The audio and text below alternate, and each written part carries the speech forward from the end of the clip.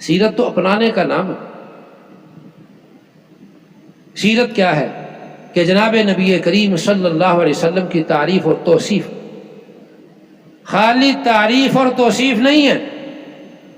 اگر خالی تعریف اور توصیف ہوتی تو بڑے بڑے ہندوؤں اور سکھوں نے بھی آپ کی تعریف اور توصیف کے اندر لکھا ہے کہ کتاب فطرت کے سرے ورق پر جو نام احمد رقم نہ ہوتا تو نقش ہستی ابھر نہ سکتا، وجود لوح و قلم نہ ہوتا۔ جاؤ جا کر پتہ کرو کہ یہ شاعر کون۔ بڑے بڑے ہندوؤں نے، بڑے بڑے سکھوں نے، بڑے بڑے عیسائیوں نے جناب نبی کریم صلی اللہ علیہ وسلم کی تعریف میں مدح کے اندر اشعار لکھے۔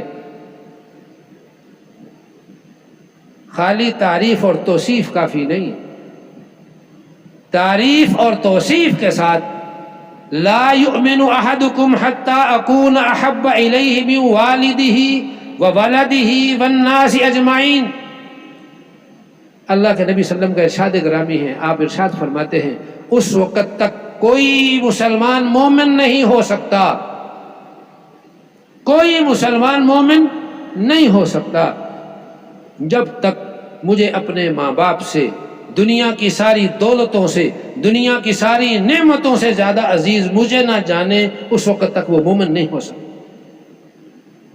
آج میں اور آپ اپنے گریبان میں جان کر دیکھیں، جہاں ایک طرف نبی کا حکم آتا ہے، ایک طرف ڈاکٹر اور طبیب کا حکم ہے، کیا میں نبی کا حکم مان رہا ہوں یا ڈاکٹر کا حکم مان رہا ہوں؟ ایک طرف نبی کی شریعت ہے، ایک طرف میرا دوست ہے، احباب ہیں، گھر والے۔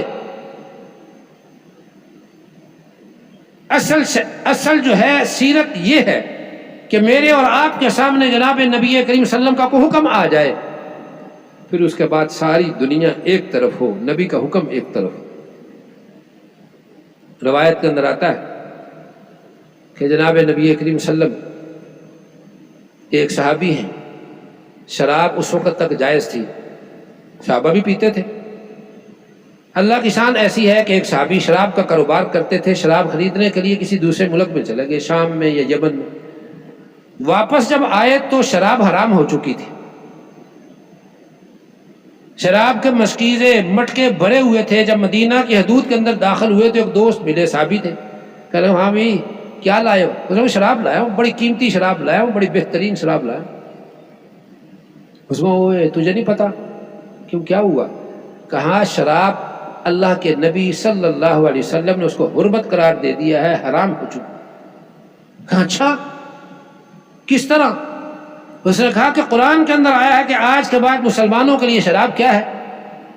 اچھا یہ تو نے خود سنا ہے؟ سن لیا۔ کہتے فوراً وہاں سے خنجر تھا، چھری تھی، چاقو تھا، نکالا، مشکیزوں کو پھاڑنا شروع کر دیا۔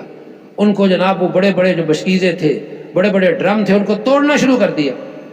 تو دوست کہنے لگا صبر کر صبر کر، تجھے مسئلے کا علم نہیں تھا، تو اپنی ساری جمع پونجی اس پہ لگا چکا ہے، سمجھ آ رہی ہے؟ اللہ کے نبی کے پاس جا، ہو سکتا ہے کہ تیرے لیے کوئی گنجائش نکل آئے۔